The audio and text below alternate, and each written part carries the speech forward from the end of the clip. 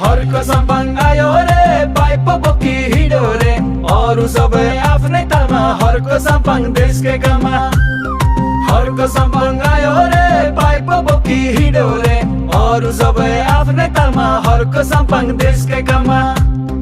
भ्रष्ट देखे ठोक्छ राउन्किकले हान्छ शीतलमा मात्रै होइन घाममै काम गर्छ बजेटमा मात्र होइन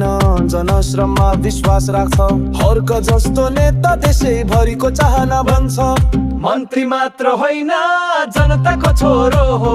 भाषण मात्र होइन गल्ली गल्ली हिँड्ने हो ठुलो नेता होइन असल नेता बन्ने हो सत्ता मात्र होइन भिजन राख्ने नेता हो हर्क सम्पङ आयो रे धरान हाँस्ने भयो रे छाती ठोकेर बोल्ने हो हर्क जिन्दाबाद भन्ने हो।